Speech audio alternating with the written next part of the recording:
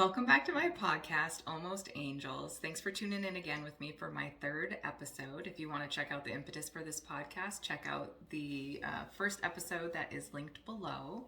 Today I wanted to talk about perfectionism because that has been a long time companion of mine.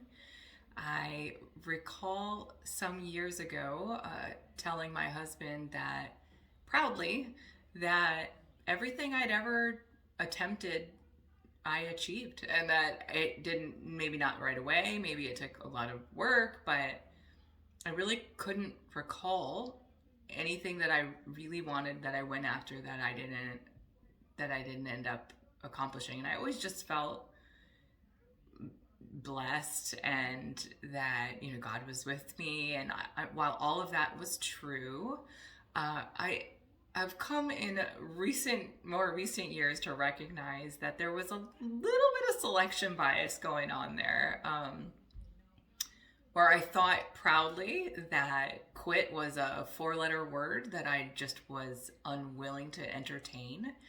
I have started to realize there's a very long list of things that I would never even attempt out of fear of looking foolish and failing. And so I've discovered that I really had a subconscious four-letter word, which was fail. I was really afraid of that. And I really subconsciously would avoid friendships, opportunities, goals where somewhere in the recesses of my mind, I recognized that I could put effort in and not make it. So I was playing it safe, keeping it small without realizing it. One of the things that helped me to recognize this was one of my children, the way that I have parented, being a nurse and being an epidemiologist and having statistics and worst case scenarios in my head. Sometimes ignorance is bliss, but a lot of my parenting has really emanated from this place of what can go wrong? Well, a whole lot can go wrong with children. And I think when the energy and the emotions that you're parenting from comes from fear and anxiety, that transfers to your kids in a strong way. And so one of my children in particular was really affected by the examples I gave. Well, don't do this or this could happen. And I just noticed that as he was growing, he was sort of starting to create his own bubbles, and they were very small bubbles. And when I got curious and leaned in, asked him more of why he was afraid of these things, I noticed a pattern in his stories, and they sounded a lot like me. Well, if I do this, well, then this could happen. I acknowledged that I probably planted a lot of those seeds, and so really tried to start doing the inner work to work on me, where I didn't want to do as I say, not as I do. Well, you don't need to worry about that because that's, I could say that, but he sees me and he's been listening to me all these years, right? So it's really been a paradigm shift for me to start to back up and look at the layers behind the choices that I'm making, of what I'm doing, of what I'm not doing, of what I'm telling myself I should or shouldn't do. And if it's fear that's underneath the decisions.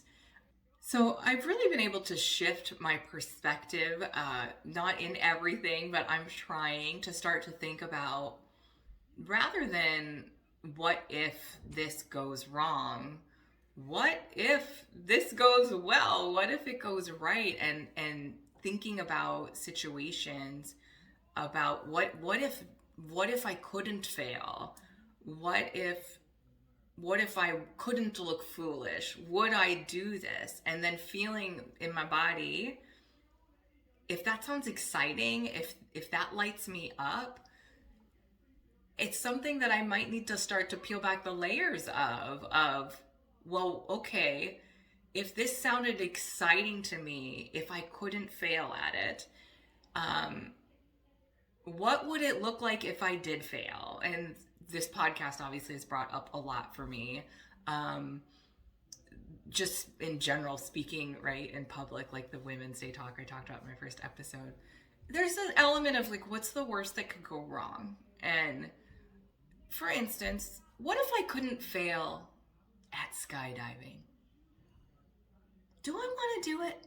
The answer is like still a resounding no. I have no interest ever. I'm not saying I never will, but at this point in my life, zero.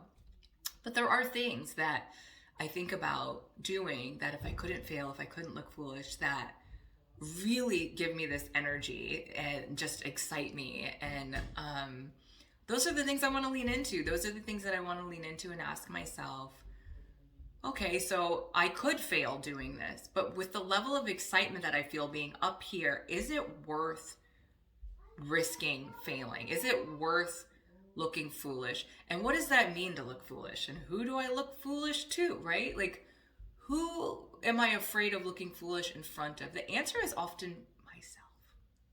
I don't really have people in my life that are pointing the finger at me and laughing at me and saying, look at you, how foolish of you to try, and I told you that wouldn't work.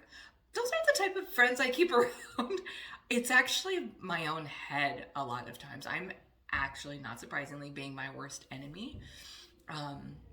So it's been amazing to start to peel back the layers of that fear and start to look at the world not in probability and statistics, but in possibility.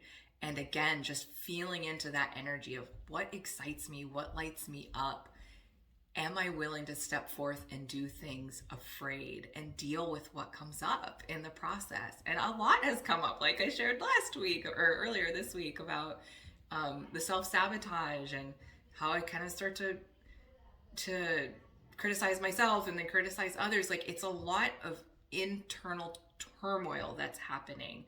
That's valid. Like, my feelings are valid. My fears are valid. I don't mean to say that I shouldn't give them the light of day, that I acknowledge them and I've been sitting with them, sort of asking them what it is they want to tell me. But I don't want them driving the bus anymore. I don't want them holding the steering wheel anymore. I do want to acknowledge them. I do want to give them space. I do want to allow the feelings to come up. But I also want them to help me to understand on a deeper layer, like, what am I really afraid of and avoiding? And do I really want my whole life to be constructed around these fears that essentially I've made, that I've made up?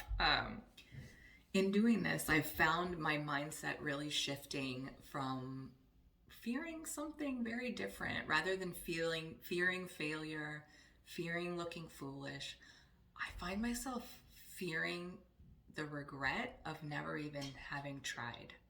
So these are just some thoughts to hopefully encourage you if this is an issue for you, if you feel like perfectionism or fear or failure are things that resound with you, to try to see if you can do a little mind exercise of imagining. I don't know if you're into Harry Potter, but I think it's I don't know how to pronounce it exactly, but the serum that they had that was made that allowed them to have like a perfect day that Harry took, and he fooled Ron into believing that he was taking.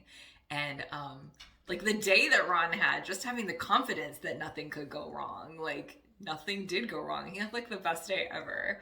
But if you can do a little meditative exercise and imagine, like, if you knew absolutely beyond a shadow of a doubt that nothing could go wrong, what would you do? What would you try? And then ask yourself, when things come up, are you living your life to the fullest? Or are you putting up white picket fences that don't really need to be there, that might be keeping you from living out your fullest life, from living your purpose, from feeling the energy that it is to just be alive in this amazing life on this amazing planet with infinite possibilities? Have we put ourselves in a bubble like my son was doing? Have we erected our own cages and fences? I have found that in shifting my energy and in shifting and doing things afraid and scared and being courageous, that my son is starting to do the same. I've seen him start to look at the possibilities that are around him rather than the calculated probabilities. This is my child that at 7 went to a Ferris wheel and asked me if it was safety tested. And when I said, yeah, of course, he said, well, how? And I don't really know. So I came up with some answer, and he said, but do you think maybe I should wear a helmet anyways? Anyways, he's special. But it's been really exciting. I think it's good. I think there's a place for these questions, don't get me wrong. And I am a big fan of helmets. But it's so good to watch him be able to take risks and to imagine possibilities, and to know and to trust that, like, we're resilient, right? Like, we can bounce back from hard things. We can fall and scrape our knees and hurt ourselves, and we will heal. It's not the goal, but trusting that, like, we can, that we have the tools, that we have incredible minds and bodies and resources to bounce back if things don't go exactly as we planned. So I hope this encourages you to try something new this week or in the future. And I look forward to hearing in the comments anything that you have to share, or any questions that you might have for me. I'd love to interact with you in that way. And so please stay tuned for the next episode. It'll drop next Monday. And in the meantime, remember that you are made of limitless love and light, even on your darkest days.